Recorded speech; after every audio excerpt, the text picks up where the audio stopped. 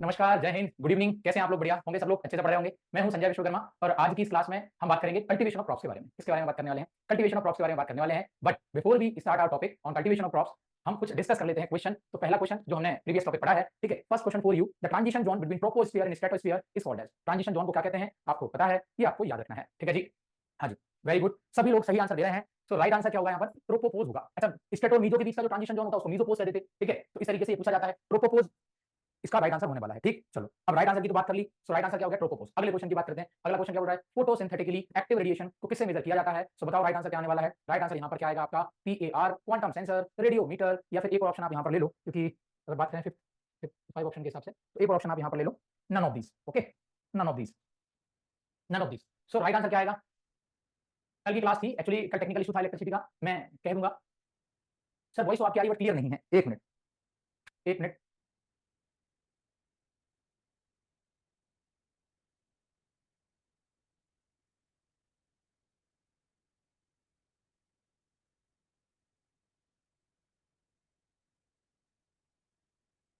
Okay, एक minute रुक जाओ यार आप लोग।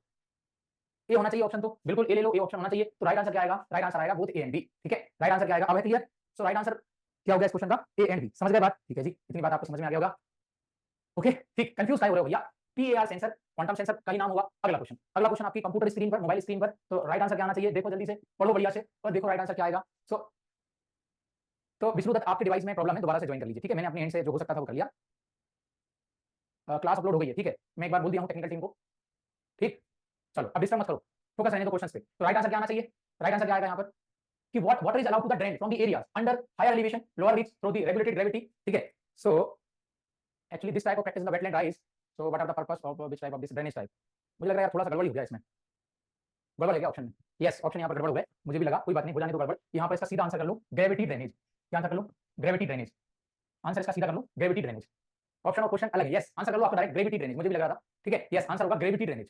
सो right answer of this question is gravity drainage. Please correct the question. Right answer of this question is gravity drainage. Next भी है ना, अगला क्वेश्चन अपना हमारे पास, which term refers to the long term resign atmospheric variable in the specific area and short term resign of the atmosphere? क्या आना चाहिए right answer? Weather climate, weather climate या क्लाइमेट वेदर? आप सब लोग बता देंगे, वेरी गुड, सब लोग सही आंसर दे रहे हैं। आंसर जब लॉन्ग टर्म रिजाइन की बात करेगा तो क्लाइमेट हो जाएगा, शॉर्ट टर्म रिजाइन की बात करेगा तो वेदर। देखो ऐसे क्वेश्चन एग्जाम में आ जाते हैं, ध्यान से पढ़ना। वेदर और क्लाइमेट भी दे रखा है और क्लाइमेट और वेदर भी दे रखा है, ध्यान से समझना। तो राइट आंसर क्या आएगा? Climate and weather. अगले क्वेश्चन की बात करते हैं।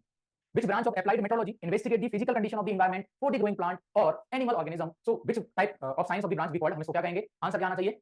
सो आंसर यहाँ पर आएगा, वेरी गुड। जब उसने एनिमल की बात कर ली और ग्रोइंग प्लांट्स की बात कर ली, मतलब वो एग्रोमेट्रोलॉजी होगा। तो ऐसे क्वेश्चन ये आपको याद रखने हैं, अच्छे क्वेश्चन है, इस तरीके से एग्जाम में आते हैं ये क्वेश्चन। तो मेट्रोलॉजी और एग्रोमेट्रोलॉजी का कॉन्सेप्ट आपको समझ में आ गया, ठीक है जी। अब बात करें अगले क्वेश्चन की। तो अगला question, what is the primary reason for the decrease in the temperature with increase the elevation in the troposphere? तो ट्रोपोस्फियर का क्वेश्चन पूछ रहा है कि जब ऐसे ऊंचाई पे जाते हैं तो टेंपरेचर क्यों डिक्रीज हो रहा है हमारा, ठीक है। सो राइट आंसर क्या होना चाहिए यहाँ पर? वेरी गुड, राइट आंसर क्या आएगा? राइट आंसर आएगा adiabatic cooling due to the expansion of the air. मेरे हिसाब से ये क्वेश्चन आपके लिए इंपॉर्टेंट है, ठीक है जी, ये आपको याद रखना है, ठीक। चलो याद रख लेना इसको, और वन लाइनर में चाहो तो इसको याद रख सकते हो, जहां पे भी जिन लोगों ने नोट्स बनाए ट्रोपोस्फियर वाले, ठीक है, लाइन में आप इसको लिख लेना ताकि आपका कॉन्सेप्ट क्लियर हो सके। अगला question, which layer of the atmosphere is often refers to as seat of photochemical reaction? ये भी अपने आप में अच्छा क्वेश्चन है, वेरी गुड। सब लोग सही आंसर दे रहे हैं, कुछ लोग ए आंसर दे रहे हैं। ए आंसर नहीं होगा, क्यों? क्योंकि सीट ऑफ वेदर फिनोमेना नहीं बोल रहा है ये। हम ट्रोपोस्फियर की बात करेंगे तो उसको सीट ऑफ वेदर फिनोमेना कहते हैं, बट हमने कीमोस्फीयर किसको पढ़ा? मेसोस्फीयर को पढ़ा। और ये क्या बोल रहा है? Seat of photochemical reaction. So right answer यहाँ पर स्ट्रेटोस्फीयर आएगा। ये आपके लिए नया कॉन्सेप्ट है, ठीक, याद रखोगे, ये क्वेश्चन भी इंपॉर्टेंट है। क्या सबको क्लियर हो गया? ठीक, आगे बढ़ जाएं, अगले क्वेश्चन की बात करते हैं। अगला question, what is the primary reason for the high temperature in ozone sphere? मतलब सेकंड लेयर है जिसका नाम स्ट्रेटोस्फीयर रखा गया है, उसमें टेंपरेचर ज्यादा होने का रीजन क्या है? ये आपको सबको पता है। क्या पता है? कि वहां पर हम ऑलरेडी डिस्कस कर चुके हैं कि जो सोलर रेडिएशंस आती हैं उनको कहीं ना कहीं ओजोन लेयर एब्जॉर्ब करता है, दैट्स व्हाई वहां पर टेंपरेचर क्या होता है हमारा? इंक्रीज हो जाता है। तो ये अपने आप में अच्छा क्वेश्चन है, ठीक। अगले क्वेश्चन की बात करते हैं। अगला क्वेश्चन क्या कह रहा है? The agroclimatic zone is land unit uniform in respect of the climate and the length of growing period, that is LGP,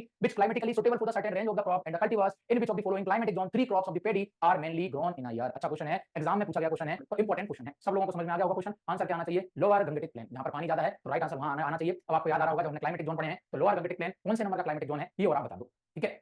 कौन से नंबर का है? यस, सभी लोग बताएंगे। यस, थर्ड नंबर का है क्लाइमेटिक जोन, ठीक है। सेवेंथ नंबर के क्लाइमेटिक जोन का नाम बताओ। सेवेंथ नंबर के क्लाइमेटिक जोन का क्या नाम है? सभी लोग सेवेंथ नंबर के क्लाइमेटिक जोन का नाम बताएंगे। Seventh number climatic zone, seventh number का ट्रांसगैंगेटिक प्लेन नहीं है, वो तो सिक्स नंबर का है ट्रांसगैंगेटिक प्लेन। सेवेंथ नंबर का eastern Pluto and hill, very good, eastern Pluto and hill. 14 number के क्लाइमेटिक जोन का नाम बताओ। 14 नंबर के क्लाइमेटिक जोन का नाम, 14 मतलब 14वें नंबर के जो आपका जलवायु क्षेत्र west western dry zone, very good. वो तो 13 नंबर पे था गुजरात, 13 13 शुरू गाना सुना है, जैसे ही 13 13 क्या गुजरात, तो 13वें नंबर पे गुजरात था, 14 नंबर पे तो वेस्टर्न ड्राई जोन है, ठीक। हाँ, लास्ट क्लाइमेटिक जोन का नाम बताएंगे सब लोग, लास्ट क्लाइमेटिक जोन का नाम बताएंगे, ठीक है।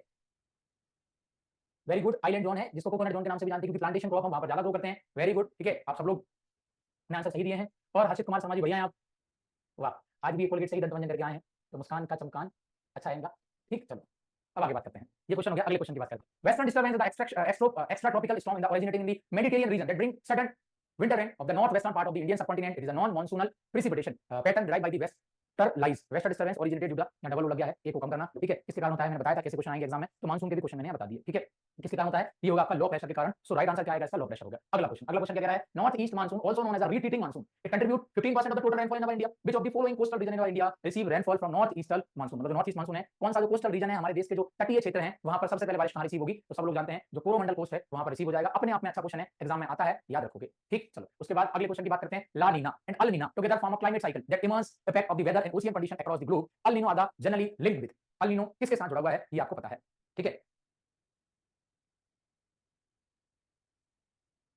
Poor south west monsoon, El Nino की बात कर रहा है ना, तो अल नीनो देखो, अल नीनो की बात करेगा वो अल नीनो, तो अल नीनो को हमने क्या पढ़ा था, लिटिल बॉय पढ़ा था स्पेनिश में, मतलब जो एबनॉर्मल वार्मिंग हो रही है सी सरफेस, उसके कारण कहीं ना कहीं हमारा जो इंडिया में जो रेनफॉल है वो डाउन हो रही है, तो अल नीनो के कारण इंडिया में रेनफॉल कम होती है। अगर वो हमसे पूछता, क्या पूछता, अगर वो हमसे पूछता ला नीना, ठीक है, ला नीना पूछता, तो कहीं ना कहीं हम क्या बोलते, हम यहाँ पर बोलते मोर साउथ वेस्ट मानसून, ठीक है, ये वाला हम आंसर कर देते। अगर हमसे ला नीना पूछता, तो ला नीना मतलब लिटिल गर्ल की बात करते हैं, ओके। चलो समझ में आ गई बात, इतनी बात प्रॉपर क्लियर हो गई। चलो इतना आपके कॉन्सेप्ट जो एग्जाम में आते हैं वो कवर कर लिए। अगला question, choose the correct answer from the given below, ठीक है। तो यहाँ पर हमसे पूछा है कि by which the process relative humidity of the parcel of the air can be increase by, ठीक है। तो यहाँ पर आपसे पूछा है कि जो हमारा रिलेटिव ह्यूमिडिटी से रिलेटेड क्वेश्चन है इसको आप सब लोग बताएंगे, राइट आंसर क्या आना चाहिए। यहाँ पर एबीसीडी में क्वेश्चन ही दे रखा है और एबीसीडी में यहाँ पर ऑप्शंस दे रखे हैं, तो राइट आंसर सब लोग दे रहे हैं, वेरी गुड। राइट आंसर क्या आएगा, राइट आंसर आएगा यहाँ पर बी ओनली। तो adding moisture from the outside, ये जो है आपका क्या होगा, रिलेटिव ह्यूमिडिटी से रिलेटेड आंसर यहाँ पर सही होने वाला है। मतलब बाकी के तो ऑप्शंस कैसे इनकरेक्ट हैं, वो ऑप्शन यहाँ पर करेक्ट है। जिनको समझ में नहीं आया हो भैया उसको, इस क्वेश्चन को याद कर लेना आप लोग, इंपॉर्टेंट क्वेश्चन है, वन लाइनर में लिख लेना, याद करना मतलब वन लाइनर में लिख लेना, ठीक। अगला question, what is the study of the physical state of the atmosphere at a given place and given time, उसको क्या बोलेंगे, उसका आंसर क्या आना चाहिए। यस, आंसर क्या आएगा, आंसर आएगा मीटियोरोलॉजी। सब लोग सही आंसर दे रहे हैं, सो राइट आंसर क्या होगा, मीटियोरोलॉजी होगा। तो आपको एग्रीकल्चरल मेट्रोलॉजी और मीटियोरोलॉजी दोनों में कॉन्सेप्ट आपको समझ में आ गए होंगे। अगला क्वेश्चन नहीं है, अगला क्वेश्चन यहाँ पर खत्म हो गया ये वाला पार्ट, ठीक। अब किसकी बात करें हम, अब हम बात करते हैं हमारे कल्टीवेशन ऑफ क्रॉप्स की।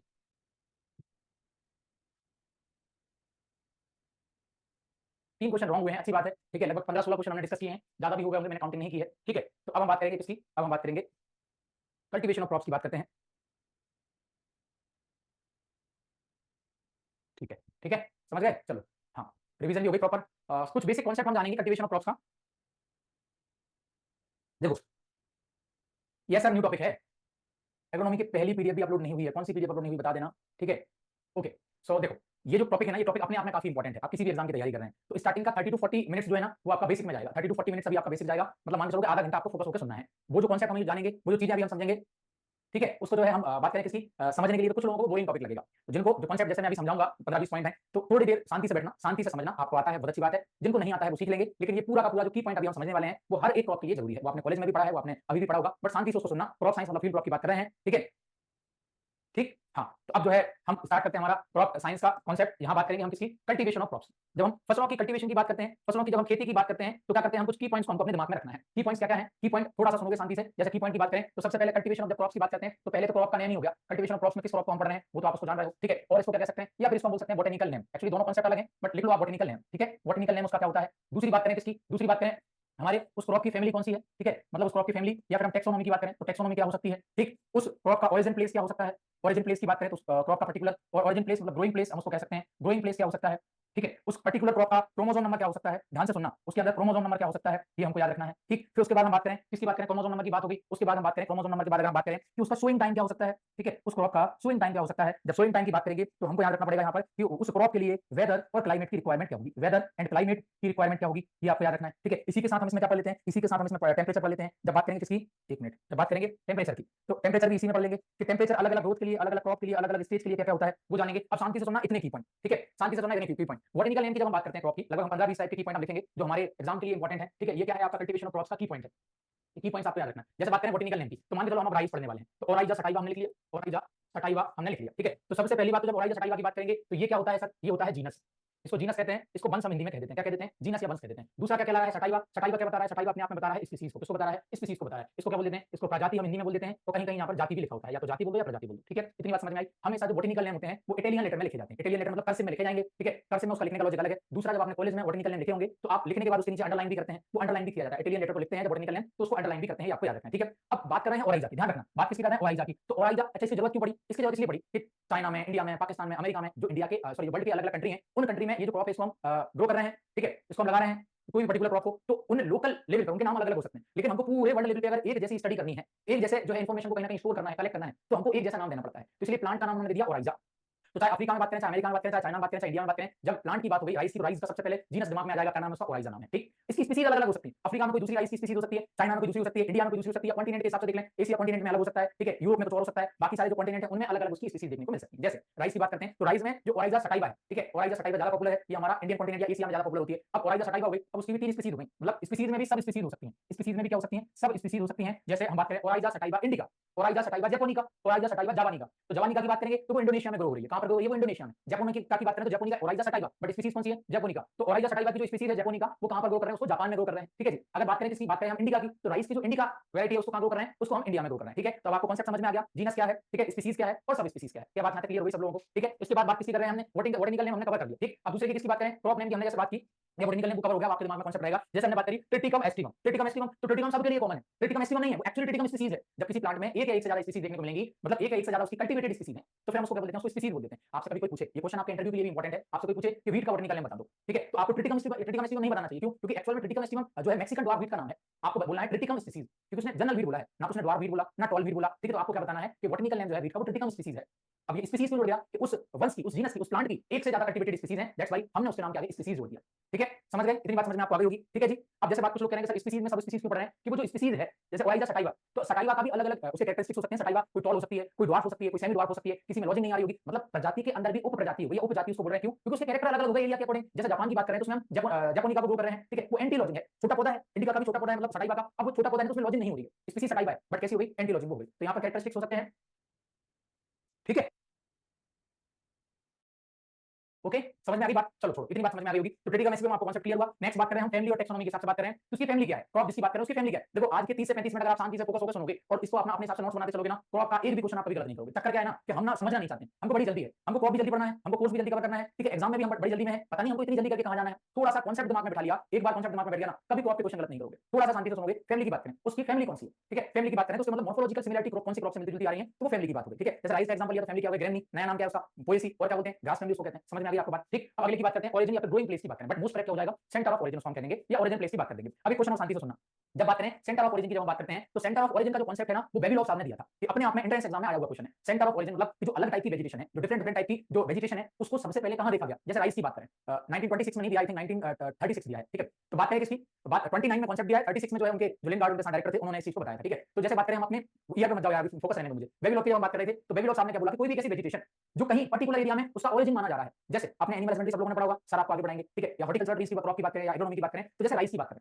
राइस का पूरे वर्ल्ड में सबसे पहले ओरिजिन इंडिया माना जाता है, मतलब इंडिया में जो इंडो बर्मा रीजन है, मतलब जो अब उसका नया नाम म्यांमार है, तो इंडिया और म्यांमार का जो रीजन है, जो असम रीजन है, वो राइस का ओरिजिन प्लेस माना जाता है कि पूरे वर्ल्ड में सबसे पहले राइस की जो कल्टीवेशन स्टार्ट हुई, राइस की जो खेती स्टार्ट हुई, वो कहां से स्टार्ट हुई, वो स्टार्ट हुई आपके असम वाले रीजन से। क्या बात समझ में आई, तो ये सेंटर ऑफ ओरिजिन है। अच्छा बेबीलोव साहब ने तो बता दिया सेंटर ऑफ ओरिजिन, बेबीलोव ने सेंटर ऑफ ओरिजिन पूरे वर्ल्ड को 8 अलग अलग सेंटर ऑफ ओरिजिन में उन्होंने बांटा था। कितने में बांटा था, 8 अलग अलग सेंटर में उन्होंने बांटा था, ठीक है। अगर आप लोगों ने कल मेरी YouTube की क्लास देखी होगी रिवीजन सीरीज की, तो वहां हमने इस क्वेश्चन को भी डिस्कस किया था, तो वो 8 सेंटर ऑफ ओरिजिन देखे थे। एक्चुअली वो मेरा पार्ट नहीं है, लेकिन वो ओरिजिन वाला पार्ट है, वो कहीं ना कहीं ओरिजिन से आ जाता है एग्जाम में फील्ड क्रॉप से, तो इसलिए उसको हमने कवर किया, यहाँ पे भी मैंने आपको बता दिया। तो 8 सेंटर ऑफ ओरिजिन दिए थे, लेकिन बाद में जो 8 सेंटर ऑफ ओरिजिन है ना, उनको उन्होंने 11 सेंटर ऑफ ओरिजिन में कन्वर्ट कर दिया था, ठीक है। इतनी बात आपको याद रखनी है, ठीक, समझ गए। अब बात करें क्रोमोसोम नंबर की, जब बात करेंगे किसकी, क्रोमोसोम नंबर की जब बात करेंगे, तो जो हमारा क्रोमोसोम नंबर है वो अलग अलग टाइप का हो सकता है। जैसे वीट, तो वीट में अगर आपने 42 क्रोमोसोम नंबर याद कर लिए, तो वो सभी के लिए 42 नहीं है, ठीक है, वो केवल हेक्साप्लॉइड स्पीशीज के लिए 42 है, किसी में 28 होंगे, किसी में 14 होंगे, ठीक है। तो क्रोमोसोम नंबर भी हमको कहीं ना कहीं कल्टीवेशन के हिसाब से ध्यान रखना है। आगे किसी बात करें, आगे बात करें सोइंग टाइम की। ये सोइंग टाइम अपने आप में इंपॉर्टेंट है, कुछ लोग इसको लेकर कंफ्यूज होते हैं कि सोइंग टाइम मतलब जैसे सुगर केन की बात करें, उसको रबी सीजन में भी लगाया जा रहा है, उसको खरीफ में भी लगाया जा रहा है, तो सोइंग टाइम दोनों याद रखना है। बट अब हम कौन सा याद रखें, अरे इंडिया में ज्यादातर कौन से सीजन में उसको ज्यादा ग्रो किया जा रहा है, आप उसको उस सीजन की क्रॉप मान लो, तो सोइंग टाइम अपने आप में इंपॉर्टेंट है। समझ में आ गया, किस टाइम उसकी हम सोइंग या प्लांटिंग कर रहे हैं, ये हमारा सोइंग टाइम हो गया। अब आगे बात करें वेदर एंड क्लाइमेट की, तो ये तो अभी हम पढ़ के आए हैं कि क्रॉप की ग्रोथ के लिए, क्रॉप की जर्मिनेशन के लिए, क्रॉप की ग्रोथ एंड डेवलपमेंट के लिए जो रिक्वायर्ड है, जो रिक्वायर्ड वेदर के फिनोमेना है, वो आपका वेदर हो गया, वो क्लाइमेट हो गया। किसी नई स्पीशीज के इंट्रोडक्शन के लिए, जैसे ड्रैगन फ्रूट है, इंडिया में उसका जो इंट्रोडक्शन हुआ है, चाइना से उसको इंट्रोडक्शन करवा के हम इंडिया लेके आए हैं, तो उसके लिए पहले क्लाइमेट देखा जाएगा कि यहाँ पर जो वेदर का कहीं ना कहीं वेदर कैसा है, चाइना में, इंडिया में कैसा है। एनिमल हस्बेंड्री में भी जैसे मान लो साहिवाल हमारी देसी गाय की ब्रीड है, नस्ल है, अब इसको हम अमेरिका पहुंचा दें, तो अमेरिका का इंडिया जैसा क्लाइमेट है,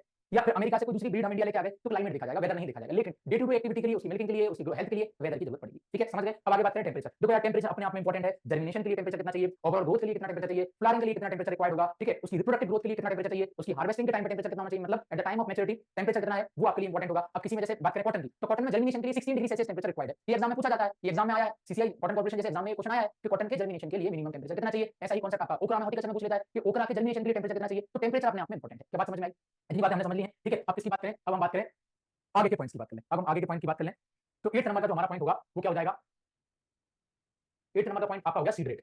अब याद रखना सीड रेट भी इंपॉर्टेंट है। सीड रेट मतलब कि 1 हेक्टेयर एरिया के लिए, मोस्ट कॉमन 1 हेक्टेयर एरिया के लिए कितनी क्वांटिटी ऑफ सीड रिक्वायर्ड है, ये हमारा सीड रेट कहलाएगा। ठीक है, seed rate mainly per hectare में ज्यादातर दे रखी होती है, कई बार पर एकड़ में भी एग्जाम में पूछ लेता है, तो वो वाला कॉन्सेप्ट अलग है। ठीक है, समझ गए, इतनी बात समझ में आ गई। सीड रेट बात हो गई, उसके बाद किसकी बात करें, उसके बाद हम बात करें क्रॉप स्पेसिंग। किसकी बात करेंगे, क्रॉप स्पेसिंग की बात कर लेंगे। तो जैसे क्रॉप स्पेसिंग का मतलब क्या होता है कि प्लांट टू प्लांट और रो टू रो डिस्टेंस कितनी मेंटेन कर रहे हैं, वो हमारी प्लांट स्पेसिंग कहलाती है। जैसे मान के चलो, समझो यहाँ पर, जैसे मान के चलो हमने ये जो है कुछ प्लांट कुछ पौधे हमने लगा दिए, हम फील्ड क्रॉप की ही बात कर रहे हैं। ठीक है, तो कुछ इस तरीके से हमने लगाया, तो समझना एक प्लांट ये आपका प्लांट है। ठीक है, एक प्लांट से दूसरे प्लांट के बीच की कितनी दूरी है, पर ये एक कतार हो गई, ये दूसरी कतार हो गई, ये तीसरी कतार हो गई, तो एक रो से दूसरी रो के बीच में कितनी दूरी है, मतलब plant to plant distance and row to row distance, उसी को क्या बोलते हैं, उसी को बोलते हैं हम क्रॉप स्पेसिंग कह देते हैं। ज्यादातर जो है यस इसका प्लांट रेक्टेंगुलरिटी भी उसको हम कह सकते हैं, बट ये जो प्लांट की रेक्टेंगुलरिटी है वो अलग-अलग जो मेथड होती है सोइंग की उसमें अलग-अलग हो सकती है। रेक्टेंगुलर में अलग हो जाएगी, स्क्वायर में अलग हो जाएगी, ट्रायंगुलर में अलग हो जाएगी, हेक्सागोनल में अलग हो जाएगी। तो मेनली ट्रीज में, हॉर्टिकल्चर क्रॉप में हम इसका कॉन्सेप्ट ज्यादा देखते हैं। हम एग्रीकल्चर की जब बात करते हैं तो हम सॉलिड प्लांटिंग करते हैं। क्या करते हैं, सॉलिड प्लांटिंग का मतलब वहां पर plant to plant distance maintain नहीं होती, केवल row to row distance maintain करते हैं। जैसे हमने मान लो सीड की व्हीट की सीड की सोइंग की, मतलब गेहूं लगाया, धान लगाया, तो धान का एक पौधे से दूसरे पौधे के बीच में दूरी हम नहीं रखते। ठीक है, सॉलिड रो सोइंग में कह रहा हूं, प्लांटिंग को कॉन्सेप्ट प्योर क्रॉप का हो जाएगा। ठीक है, तो plant to plant distance maintain नहीं होगी, केवल row to row distance maintain होगी। समझ गए, यस, तो क्लियर हो गई आपको, ये वाला कॉन्सेप्ट आपका क्लियर हो गया होगा। अब आप किसकी बात करें, अगली हम बात करेंगे अगले पॉइंट की। वो अगला पॉइंट कोई भी हो सकता है। अगला पॉइंट आपका मान के चलो, अगला पॉइंट कौन सा हो गया,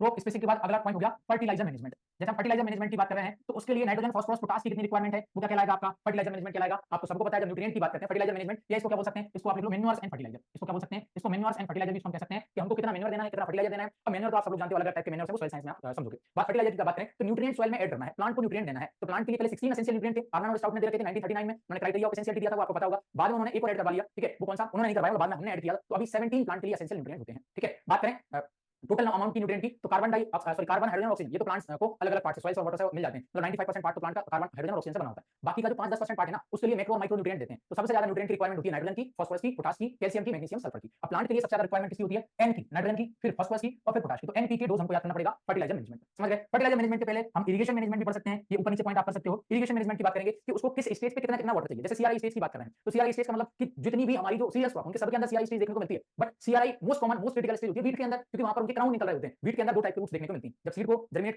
करने के बाद सीड के आइट साइड से कुछ ब्रांचेस निकलती हैं रूट्स की, उसको हम टेम्पररी रूट्स कहते हैं। वो कहीं ना कहीं सीड को नरिशमेंट का काम करेंगे, सीड को कहीं ना कहीं वो सपोर्ट करेंगे, और आफ्टर 20-21 डेज सीड के लगभग कुछ ऊंचाई से 10 से 15 सेंटीमीटर या 5 से 10 centimetre, it's depend upon the depth of the seed, उसके ऊपर वो डिपेंड करेगा। तो कुछ ऊपर सीड के ऊपर, बट सॉइल सरफेस के नीचे ही जो ट्रांजिशन जोन है, रूट का और शूट का जो ट्रांजिशन जोन है, वहां से कुछ क्राउन जैसी रूट्स निकलती हैं, क्राउन जैसी जड़ें निकलती हैं, उसी को क्राउन रूट इनिशिएशन कहते हैं। सबसे ज्यादा क्रिटिकल स्टेज होती है, इस टाइम पे वाटर की रिक्वायरमेंट सबसे ज्यादा होती है।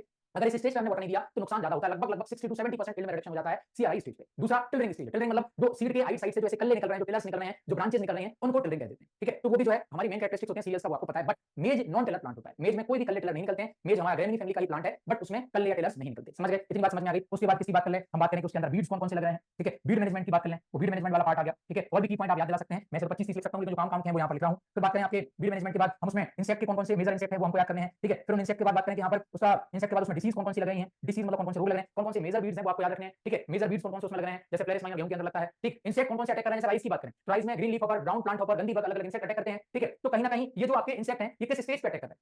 जैसे राइस की बात करें, राइस में गंदी बग मिल्किंग स्टेज पे अटैक करता है, तो स्टेज आपको याद होगी, और वो इंसेक्ट का नाम याद हो गया, लेप्टोकोरियस एक्यूटा या लेप्टोकोरियस वोलाटोरियस। कहीं ना कहीं वो क्या करता है, किस स्टेज पे अटैक कर रहा है, मिल्किंग स्टेज पे अटैक कर रहा है ना, तो पूरा सेल से वो सक कर लेगा, दाने खाली रह जाएंगे, हमारे हाथ में कुछ नहीं मिलने वाला। ठीक है, समझ में आ गई। डिसीज उस पर्टिकुलर क्रॉप में कौन कौन से डिसीज लग रहे हैं, समझ में आ गई बात, इतनी बात समझ में आ गई। फिर उसके बाद हमारा 15 नंबर का पॉइंट कौन सा हो सकता है, 15 नंबर का पॉइंट हमारा हो सकता है इन्फ्लोरेसेंस। इन्फ्लोरेसेंस की बात करें तो हमको हमारे दिमाग में याद रखना है, इन्फ्लोरेसेंस मतलब अरेंजमेंट ऑफ द फ्लावर। मतलब वो जो इन्फ्लोरेसेंस की हम बात कर रहे हैं कि फूलों के जो क्रम की हम बात कर रहे हैं, उसको क्या पेनिकल कह रहे हैं, क्या उसको हेड कह रहे हैं, क्या उसको स्पाइक कह रहे हैं, क्या उसको एरो कह रहे हैं, क्या उसको रीसेंट कह रहे हैं, ये भी एग्जाम में पूछा जाता है। ठीक है जी, इतनी बात आपको समझ में आ गई होगी। फिर और इसकी बात करें, और हम बात करें आपके इन्फ्लोरेसेंस की बात कर ली, फिर हम वैरायटी की बात कर सकते हैं। किसकी बात कर सकते हैं, वैरायटी की बात कर सकते हैं। वैरायटी अपने आप में इंपॉर्टेंट कॉन्सेप्ट है। अच्छा, वैरायटी बाकी सारे कॉन्सेप्ट से जो रिलेट करेगा कि कौन सी सॉइल में किस टाइप की वैरायटी चाहिए। ठीक है, सॉइल की बात हुई है, तो एक स्टार्टिंग में कहीं ना कहीं अपना आप पॉइंट ऐड कर लेना, soil and pH, particular crop के लिए सॉइल कैसी चाहिए और पीएच कैसा चाहिए, तो वो भी आपका कहीं ना कहीं एक पॉइंट ऐड कर लेना, नंबरिंग करके सॉइल एंड पीएच। ठीक है, सॉइल एसिडिक सॉइल को पसंद है कि न्यूट्रल सॉइल पसंद है कि अल्कलाइन सॉइल पसंद है, ये पीएच के हिसाब से सॉइल सॉइल का कलर कैसा है। जैसे कॉटन की बात करें तो कॉटन के लिए सबसे बढ़िया ब्लैक सॉइल सबसे अच्छी मानी जाती है, इसलिए इसको ब्लैक कॉटन सॉइल हम कह देते हैं। ठीक है, फिर ये बात हो गई वैरायटी। वैरायटी अपने आप में इंपॉर्टेंट है, जैसे आपकी drought resistance variety, flooded condition में खड़े रहने वाली वैरायटी। ठीक है, मीडियम वाटर रिक्वायरमेंट वाली variety, tall variety, short variety, long variety according to length. अब ड्यूरेशन की बात करें तो ड्यूरेशन भी अपने आप में इंपॉर्टेंट है। वैरायटी का कॉन्सेप्ट बता दिया। 17 नंबर का कॉन्सेप्ट आपका हो सकता है उस पर्टिकुलर क्रॉप का ड्यूरेशन कितना हो सकता है। ड्यूरेशन का मतलब क्या है, ड्यूरेशन का मतलब क्या वो शॉर्ट ड्यूरेशन वैरायटी है, क्या वो मीडियम ड्यूरेशन वैरायटी है, क्या वो लॉन्ग ड्यूरेशन वैरायटी है। जैसे पीजन की बात करें,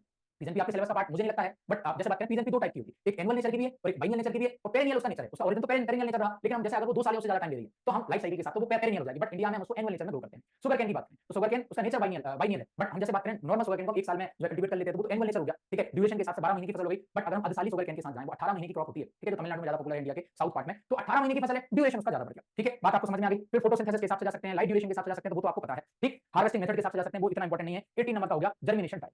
जर्मिनेशन टाइप की बात करें तो जर्मिनेशन क्या उसमें हाइपोजियल जर्मिनेशन हो रहा है, क्या उसमें एपिजियल जर्मिनेशन हो रहा है? तो हाइपोजियल जर्मिनेशन मतलब जो सीड है वो मिट्टी के नीचे ही रह गया है, कोटिलेटेड रिमेन इनटू द सॉइल और वो इमर्ज हो गया है प्लांट, वो हाइपोजियल कहला रहा है। और एपिजियल की बात करें तो एपिजियल जर्मिनेशन मतलब वो सीड कोटिलेटेड सॉइल को फाड़ के इंसर्ट सीड किया था, वो बाहर निकल के आ रहा है, उसी से प्लांट डेवलप हो रहा है, वो एपिजियल जर्मिनेशन कहलाता है। इसको भी अभी बात कर लेंगे, ठीक है। उसके बाद हम बात करेंगे किसकी, हार्वेस्टिंग एंड स्टोरेज की बात करेंगे। 19 पॉइंट क्या है, हार्वेस्टिंग एंड स्टोरेज की बात करेंगे। तो कौन सी स्टेज पे उसको हार्वेस्ट कर रहे हैं, उस स्टेज में कितना सॉइल मॉइस्चर है, किस टाइम उसकी हम जो है उसका स्टोरेज कर रहे हैं, उसकी हार्वेस्टिंग कर रहे हैं और फिर स्टोर कैसे कर रहे हैं, ठीक है। तो हार्वेस्टिंग अलग पॉइंट बना लो और लास्ट पॉइंट बना लो आप storage and processing. Storage and processing तो 20 पॉइंट हमने डिस्कस कर लिए, मैं अभी और भी डिस्कस कर सकते हैं बट वो खींचने वाला पार्ट है। जो बेसिक बेसिक को हमने कवर कर लिए, मोस्ट कॉमन जो हमारे काम के थे वो हमने भी कवर कर लिए। इतनी बातें आपको समझ में आ गई। स्विंग डेप्थ जो है वो आपका यहीं आ जाएगा, स्विंग टाइम नहीं, आप स्विंग डेप्थ ले लो। तो ज्यादातर क्रॉप्स की जो फील्ड क्रॉप्स की बात करते हैं 3 टू 5 सेंटीमीटर उसकी डेप्थ होती है, ज्यादातर स्विंग की जो डेप्थ होती है 3 टू 5 सेंटीमीटर। बट कुछ स्पेशल हम जैसे रखते हैं, जैसे हमको अगर मान लो बिल्ट से बचना है, ठीक है, फॉर बोलर से बचना है, तो 8 से 10 सेंटीमीटर भी डेप्थ रख लेते हैं हम चने के अंदर, वो डिपेंड करता है क्रॉप पे, ठीक है। इतनी बातें आपको समझ में आ गई होंगी, ठीक है।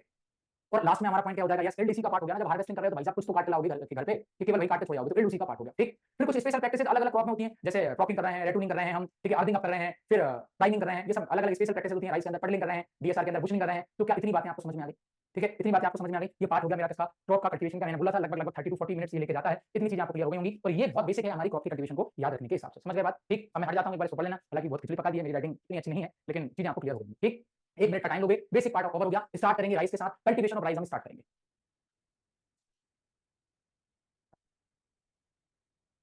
Please include the physiological disorder, ठीक है।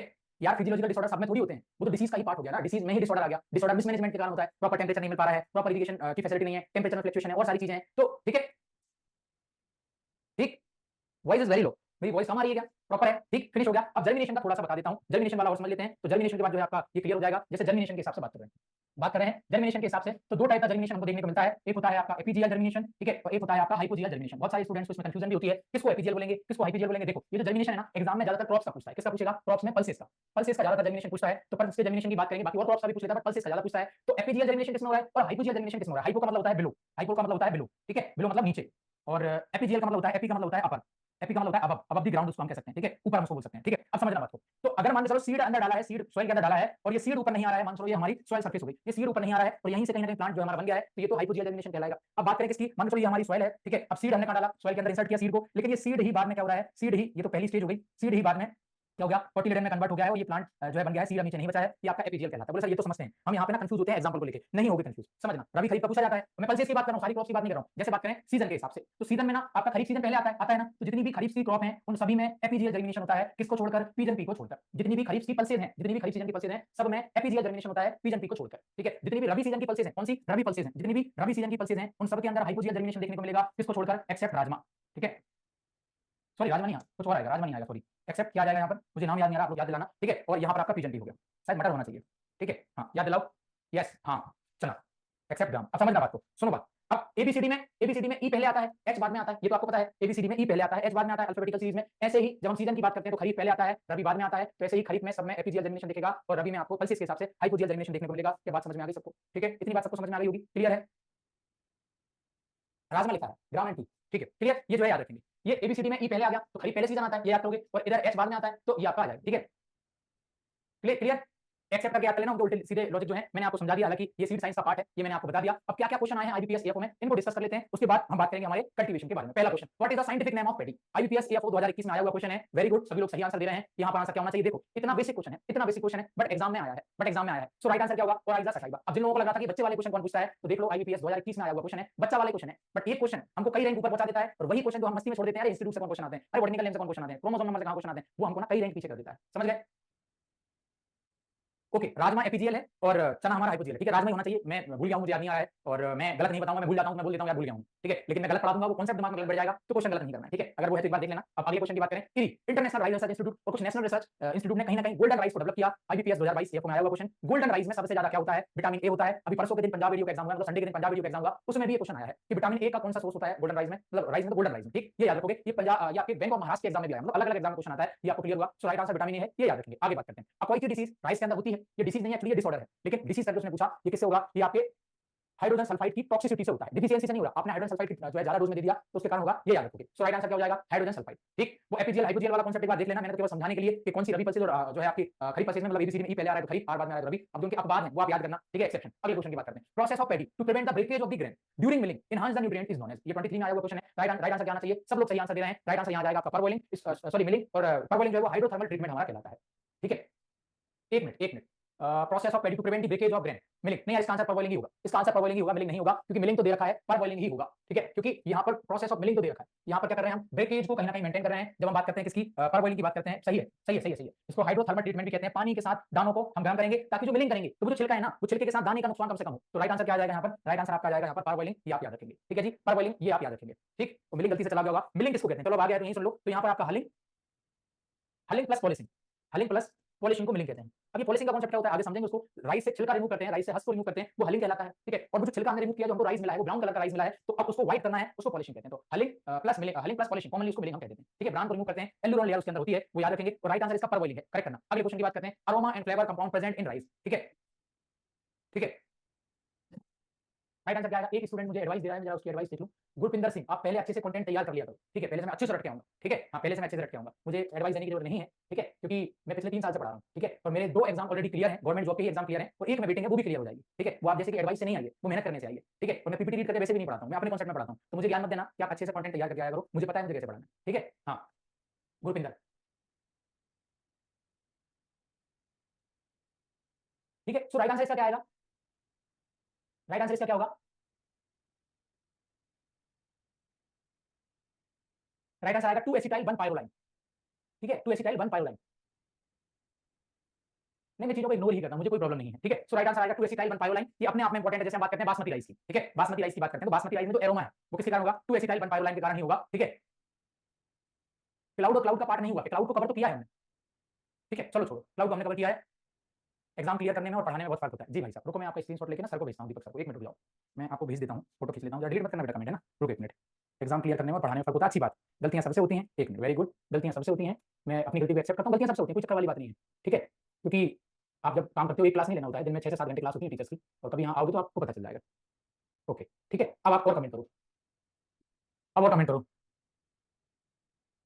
ठीक है, हाँ चलो। तो अगले क्वेश्चन की बात करते हैं, मेरेकल राइस वैरायटी किसको कहते हैं, मेरेकल राइस वैरायटी किसको कहते हैं। ठीक है, miracle rice variety, miracle rice variety, ये इंडिया के हिसाब से पूछा है। सो राइट आंसर यहाँ क्या आ जाएगा, राइट आंसर यहाँ पर आ जाएगा क्या आपका,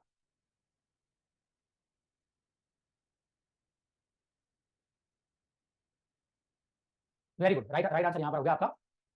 ठीक है, अकॉर्डिंग टू ऑप्शन IR8। ठीक, अब इंडिया की बात करेंगे तो इंडिया में आपका जया हो जाएगा। अब जया का क्रॉस आपको याद रखना है, और जया के क्रॉस का जो उल्टा क्रॉस होता है वो आपका क्या कहलाएगा, वो आपका कहलाएगा पद्मा, उसको हम कहते हैं। वेरी गुड, ठीक है, अब एक एक करके पढ़ेंगे, ये वाली बात हमारी खत्म हो गई है। देखो मैं खुद नहीं पढ़ता हूँ, ठीक है, 1 मिनट रुकना। नहीं, मुझे कोई, देखो यार, सॉरी आज के लिए मुझे बिल्कुल कोई चक्कर नहीं लगता, कोई मुझे गाली दे कोई फर्क नहीं पड़ता, लेकिन ना आप एग्जाम की तैयारी कर रहे हो, आप ग्रेड ए मतलब लेवल 1 एग्जाम की आप तैयारी कर रहे हो, और आपकी सोच कैसी है। ठीक है, मेरे पास कहना नहीं चाहिए मुझे, बिल्कुल भी मुझे मतलब 1% भी वो नहीं। बीएससी एग्रीकल्चर, फिर उसके बाद एमएससी एग्रीकल्चर, फिर उसके बाद बीएड, मतलब 2 तो यूजी की डिग्री है, एक पीजी की डिग्री है, और पिछले 3 साल से मैं एग्रीकल्चर पढ़ा रहा हूँ। ठीक है, अकेला एग्रोनॉमी सब्जेक्ट नहीं, बाकी सब्जेक्ट भी पढ़ाया हूँ। ठीक है, मुझे पूरे जितने भी 14-15 सब्जेक्ट है ना, 1-2 को छोड़ के मुझे सब आता है। लेकिन मैं ये नहीं कह रहा हूँ कि मैं कैसे पढ़ा रहा हूँ कैसे नहीं पढ़ा रहा हूँ, वो मेरा खुद का पर्सनल इंटरेस्ट है सब्जेक्ट को पढ़ाने का। लेकिन आप ऐसे जज करोगे, क्वेश्चन अगर गलती से गलत होगा, मान लो आंसर गलत हो गया, आप ये जज करोगे मुझे नहीं आता, चलो मुझे नहीं आता, तो फिर आप यहाँ क्यों आ गए पढ़ने के लिए।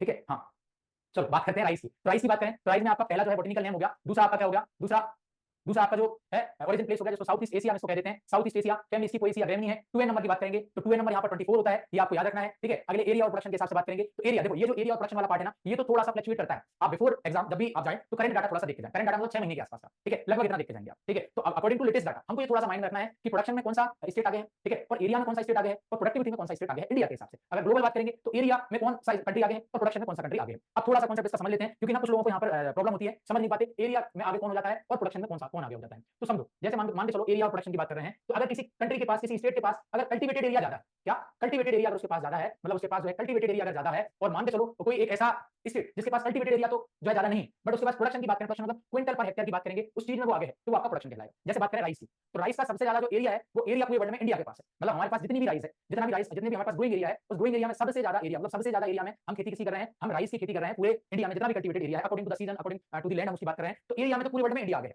बस बट प्रोडक्शन की बात करें मतलब इस एरिया में हमने राइस लगाया, अब पर्टिकुलर एरिया में कितना हमारा प्रोडक्शन हो रहा है, जब उस प्रोडक्शन को हम पर हेक्टेयर निकालेंगे, कैसा निकालेंगे, पर हेक्टेयर जब हम उसको निकालेंगे, ठीक है, तो ये हमारा क्या कहलाएगा, ये हमारी प्रोडक्टिविटी कहलाएगी। इसको क्या बोलेंगे, इसको प्रोडक्टिविटी करेंगे, या इसको हम सिंपल भाषा में इसको एवरेज भी कह देते हैं। क्या कहते हैं इसको, एवरेज भी हम कह देते हैं। जैसे बाइक की बात करें, क्या 1 लीटर में आपकी बाइक कितना एवरेज दे रही है, मतलब 1 लीटर पेट्रोल में कितना किलोमीटर चल रही है, तो ऐसे ही 1 हेक्टेयर में अगर मान के चलो हमने कुछ प्रोडक्शन लिया है, तो वो कितना प्रोडक्शन उसका मिला, वो हमारा क्या कहलाएगा, वो हमारा कहलाएगा प्रोडक्टिविटी कहलाएगा। जैसे अब एक एग्जांपल समझना, पंजाब एरिया के हिसाब से बड़ा छोटा है, मतलब पंजाब की बात करें तो छोटा स्टेट है, बट पंजाब की प्रोडक्टिविटी अच्छी है, क्यों, क्योंकि पंजाब में ना पर हेक्टेयर प्रोडक्शन ज्यादा हो रहा है। तो एरिया वाला कांसेप्ट समझ में आ गया, प्रोडक्टिविटी वाला कांसेप्ट समझ में आ गया। अब तीसरा है प्रोडक्शन, तीसरा है प्रोडक्शन। सो प्रोडक्शन को जब हम क्विंटल पर हेक्टेयर में देखते हैं तो हमारा प्रोडक्शन कहलाता है। ठीक है, ज्यादातर क्रॉप्स के लिए क्विंटल पर हेक्टेयर की हम बात करते हैं कि 1 हेक्टेयर में कितना क्विंटल हमारा प्रोडक्शन देखने को मिला। समझ गए बात। तो प्रोडक्शन, प्रोडक्टिविटी और एरिया का कांसेप्ट आपको समझ में आ गया होगा। ये फ्लक्चुएट करता रहता है, बेसिक चीज आपको बताई मैंने, ये फ्लक्चुएट करता रहता है, बट ये कहीं ना कहीं बना हुआ है। पूरे वर्ल्ड में सबसे ज्यादा एरिया राइस का इंडिया के पास है, बट प्रोडक्शन में हम दूसरे नंबर पे हैं। पहले नंबर पे चाइना है, दूसरे नंबर पे इंडिया है, तीसरे नंबर पे इंडोनेशिया है, इतना याद रखोगे। और प्रोडक्टिविटी में कौन है? प्रोडक्टिविटी में जापान है। अब देखो ये डाटा है लेटेस्ट डाटा, कुछ बुक्स में ना ये प्रोडक्टिविटी में ना यूएसए दे रखा होगा, या जापान ना देखे, पूरे वर्ल्ड में सबसे ज्यादा राइस की प्रोडक्टिविटी में कौन दे रखा होगा? यूएसए। बट लेटेस्ट डाटा के हिसाब से और जो ऑथेंटिक सोर्स है उसके हिसाब से जो जापान है उसकी प्रोडक्टिविटी ज्यादा है, ठीक है, इतना याद रहेगा। प्रोडक्शन इंडिया की बात करें तो एरिया में सबसे ज्यादा कौन है? उत्तर प्रदेश। प्रोडक्शन में कौन है? वेस्ट बंगाल। और प्रोडक्टिविटी में पंजाब। पहले पहले नाम याद रखना, और ये इतना इंपॉर्टेंट नहीं है, लेकिन एग्जाम के कुछ दिन पहले जरूर देख के जाओगे ताकि आपको कॉन्सेप्ट क्लियर रहे, बेसिक क्वेश्चन यहां से बन जाता है। आगे बात करें पेडी के कुछ फैक्ट्स के बारे में,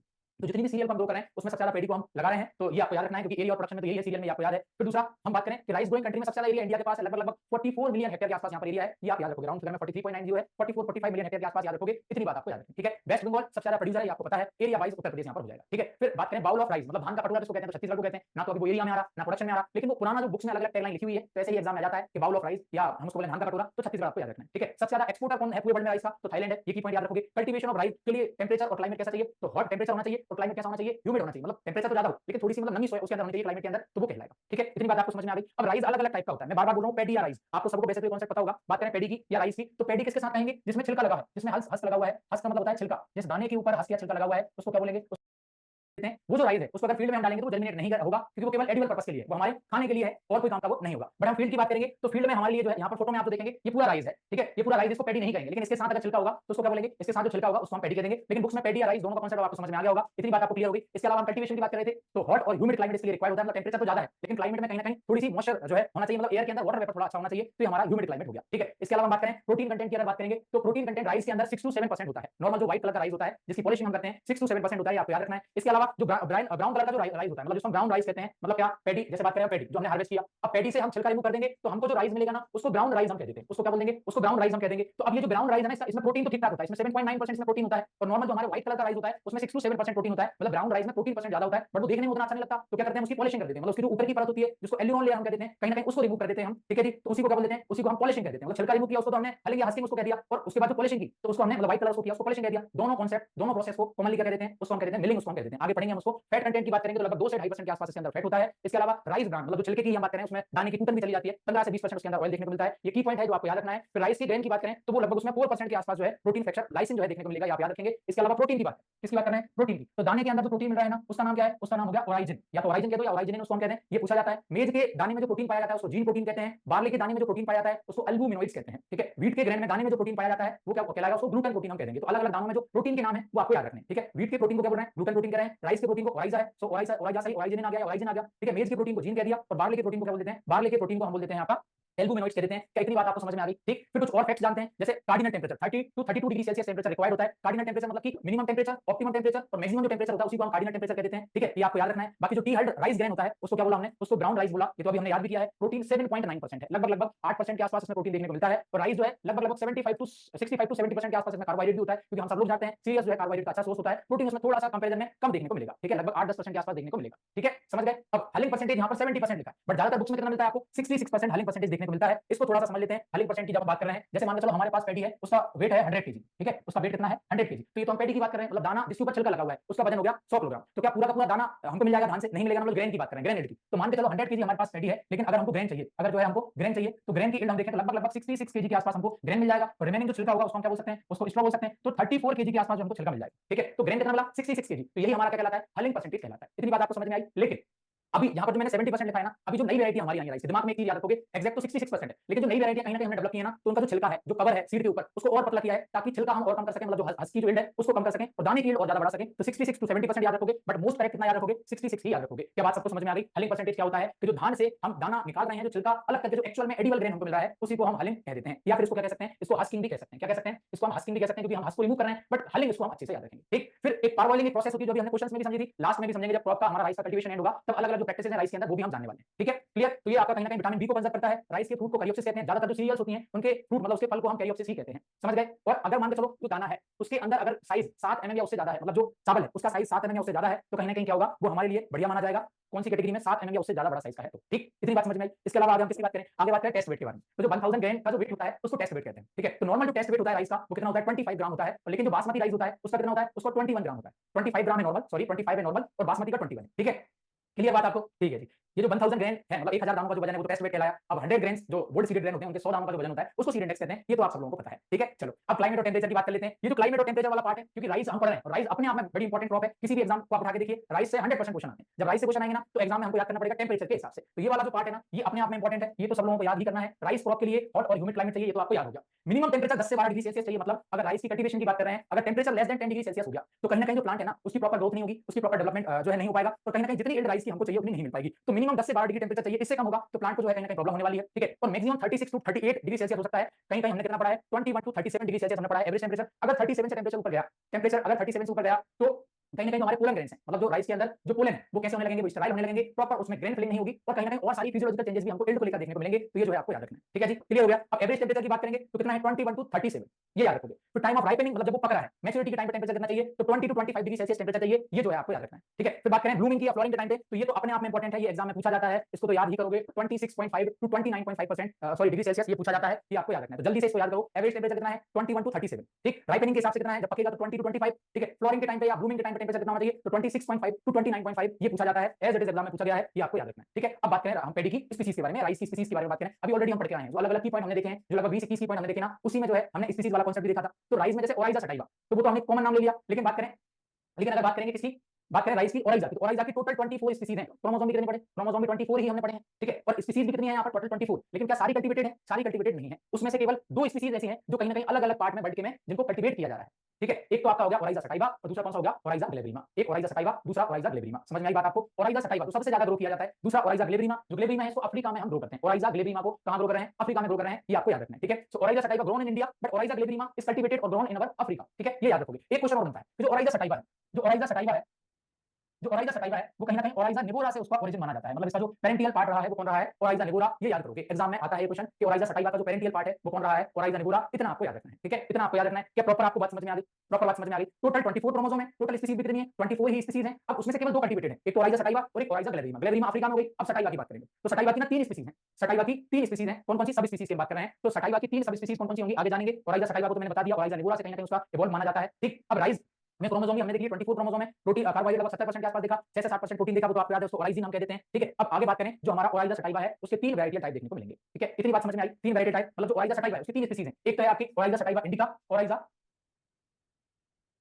ओराइजा सटाइवा इंडिका, ठीक है, सब स्पीसीज में। दूसरा जैपोनिका, तीसरा जवानिका, तीसरा जवानिका। अब यहां से 100% एग्जाम में जो है हर बार कुछ ना कुछ पूछा जाता है, तो इसको हमको याद करना है। जैसे बात करें ओराइजा सटाइवा इंडिका, तो इंडिका मतलब इंडिया की बात कर रहा है, जैपोनिका मतलब जापान की बात कर रहा है और जवानिका मतलब इंडोनेशिया की बात कर रहा है। ये तो प्रॉपर बात समझ में आ गई। अब अलग अलग क्वेश्चन कैसे आते हैं, अलग अलग क्वेश्चन की बात करें तो इंडिका ग्रोन इन इंडिया, जिसको ट्रॉपिकल राइस भी कहते हैं। अब इसकी कुछ हैबिट लिख लो, ये टॉल प्लांट है, मतलब इसकी जो हैबिट है वो कैसी है, ये ऊंचाई में बढ़ता है, टॉल प्लांट है। एक बात तो ये याद रखोगे टॉल प्लांट वाली। दूसरा ये पुअर एल्डर है, मतलब उतनी ज्यादा हमको इसमें जो है एल्डर देखने को नहीं मिलेगी, तो टॉल प्लांट है, पुअर एल्डर है। और क्या प्रॉब्लम है, इंडिका की बात करें कहीं ना कहीं इसमें लॉजिंग भी देखने को मिलती है। लॉजिंग का मतलब जो प्लांट होते हैं वो या तो तेज हवा के कारण या कोई न्यूट्रिएंट डिफिशिएंसी के कारण फॉल डाउन हो जाता है, उसको क्या बोलेंगे, उसको हम बोलेंगे लॉजिंग। ये तो आप लोग जानते हैं, ठीक है, समझ गए। तो इंडिका वाला गाना इंडिया में फेमस हुआ है, सागर दी बोटी कैंडी इंडिका चला, वो तो आपको याद रह जाएगा, ठीक है। इंडिका मतलब इंडिया से इंडिका है, ये तो आपको याद रहेगा। दूसरी बात करें जैपोनिका, जैपोनिका की बात करें, जापान की बात करेंगे हम, जापान की बात करेंगे तो जापान में इसको ग्रो किया जाता है, सब ट्रॉपिकल राइस इसको कहते हैं। इंडिका इंडिया में क्योंकि टेंपरेचर ज्यादा है तो इसलिए जो है हम इसको क्या बोल देंगे, ट्रॉपिकल राइस इसको बोल देंगे, मतलब इसलिए टेंपरेचर थोड़ा ज्यादा चाहिए और इंडिया का क्लाइमेट भी कहीं ना कहीं ट्रॉपिकल क्लाइमेट ज्यादा है, हम समझ के आए हैं एग्रोमेट में, आपको पता है, ठीक है। अब बात करें जापान की, जापान की बात करें तो इसको सब ट्रॉपिकल राइस कह रहे हैं। सबसे पहली बात तो ये जो राइस है ना, कौन सा ओराइजा सटाइवा सब स्पीसीज का है, जैपोनिका, ये कहीं ना कहीं ड्वार्फ प्लांट है। कैसा प्लांट है, ये कहीं ना कहीं ड्वार्फ प्लांट है, ये आपको याद रखना है। कैसा पौधा है, ये छोटा या बोना पौधा है, इसमें लॉजिंग नहीं होती, क्या लिखोगे, एंटी लॉजिंग प्लांट है। कहीं ना कहीं लेटता नहीं है तो एंटी लॉजिंग प्लांट हो गया, ये भी लिखोगे एंटी लॉजिंग प्लांट है, ठीक है। इसके अंदर कहीं ना कहीं लॉजिंग भी नहीं हो रही है तो एंटी लॉजिंग प्लांट हो गया,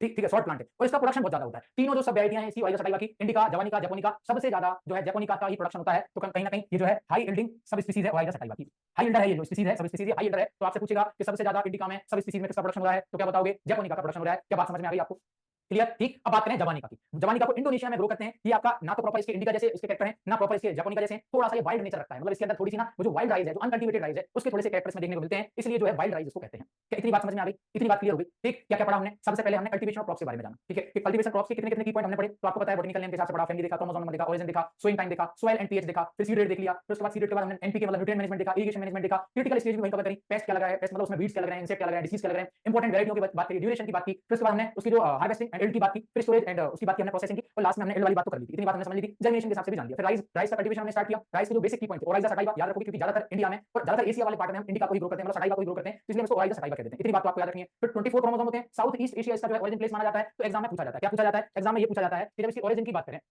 कुछ लोग कंफ्यूज होते हैं साउथ ईस्ट एशिया में ठीक है, और साउथ वेस्ट एशिया में, साउथ ईस्ट एशिया और साउथ वेस्ट एशिया में कंफ्यूज होते हैं क्योंकि यहाँ पर ना एग्जाम में पूछता है, हम कंफ्यूज हो जाते हैं जब बात करते हैं ओरिजिन की, व्हीट की। तो साउथ वेस्ट एशिया जो है व्हीट का माना जाता है और साउथ ईस्ट एशिया का माना जाता है राइस का माना जाता है। जैसे व्हीट की बात करें ना तो W4 wheat and W4 waste, याद रखोगे W4 wheat and W4 waste, ठीक है, टर्की जिसको हम कह रहे हैं। बात करें राइस की तो राइस हम ज्यादा पढ़ रहे हैं, पेटी पेटी कम पढ़ते हैं, तो राइस में ई आ गया, ई से क्या याद रखोगे, ईस्ट याद रखोगे। बहुत लोग कंफ्यूज हो जाते हैं, ये कहीं ना कहीं आपको क्लियर करेगा कि राइस में ई आया तो साउथ ईस्ट एशिया हम उसको कहेंगे, मतलब जो जिसमें हम आते हैं इंडो मर्मा रीजन जो माना जाता है, मैंने आपको ऑलरेडी बताया, ठीक है। और W4 व्हीट W4 वेस्ट, समझ गए, इस तरीके से याद कर लेना। बाकी हमने ओराइजा सटाइवा के बारे में जाना कि राइस की जो है वो आपका क्या कहलाएगा, राइस का जो 24 स्पीसीज है उसमें से 2 स्पीसीज कैसी कल्टीवेटेड है, एक स्पीसीज आपकी इंडिया में ग्रो होती है, मतलब पूरे एशिया वाले पार्ट में ओराइजा सटाइवा, उसकी 3 सब स्पीसीज हमने यहां पर ली हैं, एक अफ्रीका में ग्रो की जाती है। इतनी बात आपको समझ में आ गई होगी, ठीक है। आपने ऑल खरीफ में एपीजीएल होता है एक्सेप्ट पीजन पी, मैंने पल्सेस की बात की है, मैंने राइस पल्स में आएगा, अब राइस पढ़ाने के बाद भी आप उसको पल्स में ऐड कर लो, ठीक है। तो इसलिए ना सर का होना जरूरी है। आप लोग क्या है कि फिर बदतमीजी भी करते हैं, फिर आपको ना एक डायरेक्शन के लिए सर का होना सच में जरूरी है, तभी आप लोग बिल्कुल एकदम फोकस होकर क्लास पढ़ते हैं। अब सर के जब से आपका बिल्कुल फालतू के कमेंट नहीं आए ना, फालतू के मैसेज आए, वो सही है, सर का होना बहुत जरूरी है, तभी आप लोग ना डायरेक्शन में चलोगे, क्योंकि गुरुजी डंडा के साथ खाते हैं ना तो फिर सही डायरेक्शन में चलते हो आप। पूरे वर्ल्ड में दूसरे नंबर पे सबसे ज्यादा, पूरे वर्ल्ड में सबसे ज्यादा जो है सेकंड लार्जेस्ट प्रोड्यूसर इंडिया है, हम एक्सपोर्ट भी बढ़िया कर रहे हैं। अब एक छोटी सी चीज और सुन लो, पूरे वर्ल्ड में सबसे बढ़िया क्वालिटी का जो राइस है ना वो इंडिया ग्रो कर रहा है, प्रोडक्शन वाले दूसरे नंबर पे, बट जो बेस्ट क्वालिटी का राइस है ना, जो खाने वाला राइस है, वो हम ही ग्रो कर रहे हैं। बासमती राइस की बात करें, जो अरब कंट्री है उनको इंडिया पहुंचा रहा है, बाकी अलग अलग जो कंट्री है उनको इंडिया पहुंचा रहा है सबसे बेस्ट क्वालिटी का जो है राइस, ठीक है, क्लियर, हाँ जी, समझ गए। चलो तो आज की क्लास के लिए इतना ही, इसके आगे जो है राइस की कल्टीवेशन को कल हम फिनिश करेंगे और राइस की बाकी चीजें कल समझ लेंगे। कुछ और क्वेश्चन जो राइस से रिलेटेड होंगे वो कल कवर करेंगे, पढ़ते रहिए। होमवर्क आपके लिए छोटा सा ये है कि आपको राइस के 10 क्वेश्चन बना के लेके आने हैं, ठीक है, सबको अपने नोटबुक में, और 10 क्वेश्चन आपको मेट्रोलॉजी एग्रीकल्चरल मेट्रोलॉजी के 10 क्वेश्चन और वो बना के लेके आने हैं विद 5 ऑप्शन, ठीक है। निबुला यस वाइड स्पीसीज राइस की, ठीक है, क्लियर। चलिए तो मिलते हैं आपकी अगली कक्षा में नई एनर्जी नए कॉन्सेप्ट के साथ, मतलब राइस के साथ। तब तक के लिए पढ़ते रहिए, मस्त रहिए, जय हिंद जय भारत।